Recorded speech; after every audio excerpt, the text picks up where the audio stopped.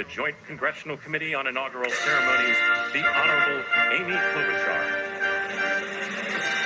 Ladies and gentlemen, the President-elect of the United States, the Honorable Donald John Trump.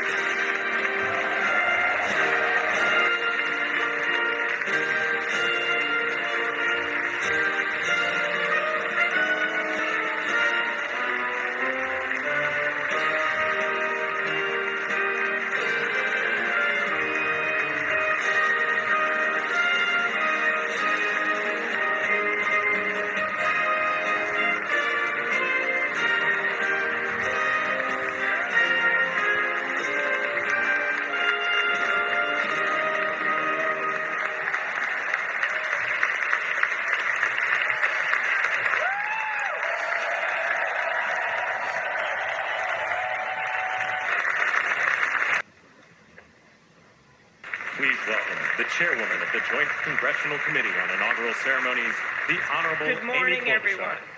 Welcome to the 60th presidential inauguration.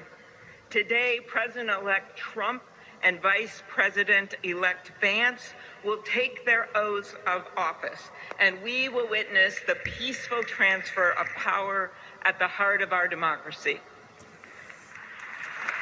I will well and faithfully discharge. And that I will well and faithfully discharge.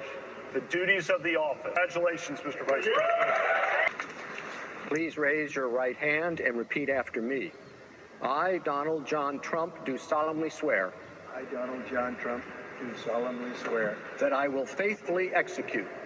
That I will faithfully execute. The office of President of the United States. The office of President of the United States. Congratulations, Mr. President.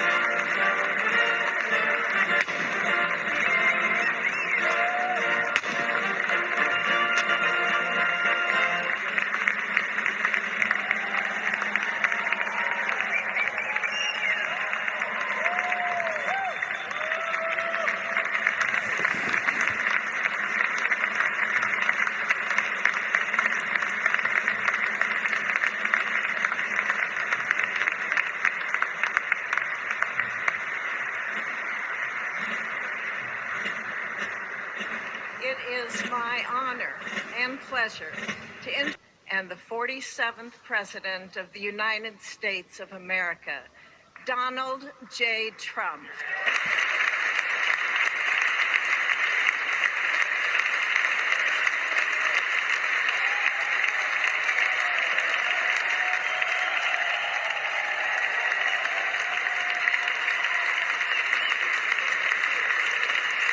Thank you very much, everybody. Well, thank you very, very much. Vice President Vance, Speaker Johnson, Senator Thune, Chief Justice Roberts, Justices of the United States Supreme Court, President Clinton, President Bush, President Obama, President Biden, Vice President Harris, and my fellow citizens. The golden age of America begins right now. From this day forward, our country will flourish and be respected again all over the world. We will be the envy of every nation, and we will not allow ourselves to be taken advantage of any longer. During every single day of the Trump administration, I will very simply put America first. Our sovereignty will be reclaimed. Our safety will be restored. The scales of justice will be rebalanced. The vicious, violent, and unfair weaponization of the Justice Department and our government will end. And our top priority will be to create a nation that is proud, prosperous, and free. America will soon be greater, stronger, and far more exceptional than ever before. I return to the presidency confident and optimistic that we are at the start of a thrilling new era of national success. A tide of change is sweeping the country. Sunlight is pouring over the entire world. And America has the chance to seize this opportunity like never before. But first, we must be honest about the challenges we face. While they are plentiful, they will be annihilated by this great momentum that the world is now witnessing in the United States of America.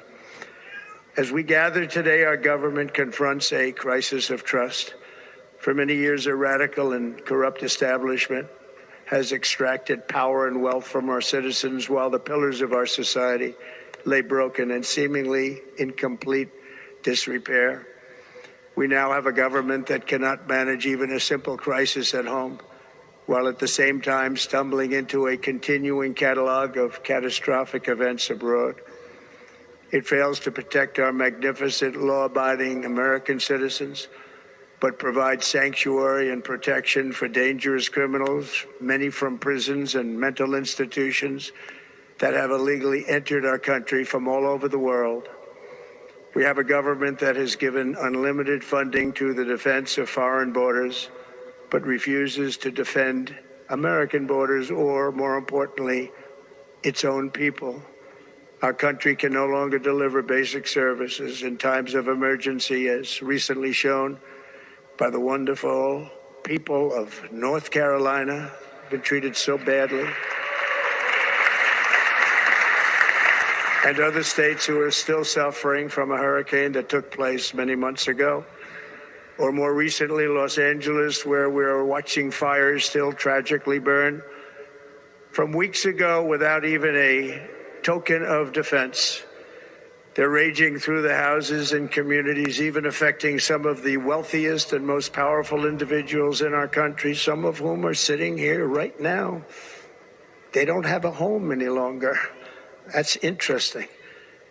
But we can't let this happen.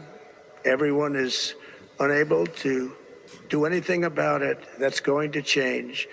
We have a public health system that does not deliver in times of disaster, yet more money is spent on it than any country anywhere in the world.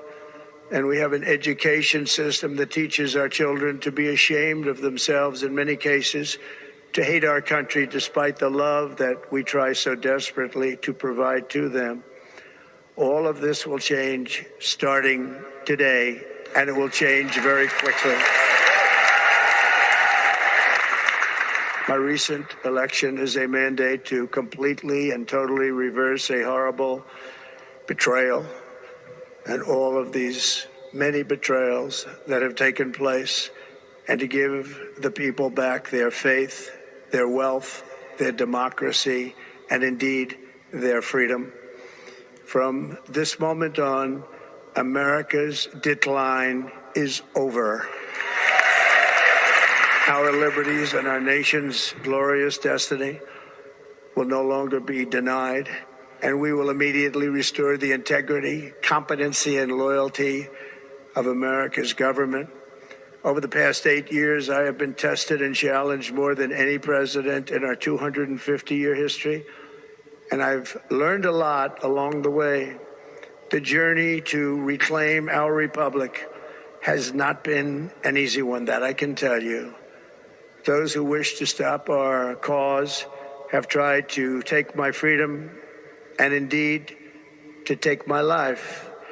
Just a few months ago in a beautiful Pennsylvania field, an assassin's bullet ripped through my ear.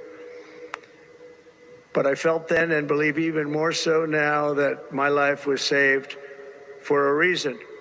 I was saved by God to make America great again.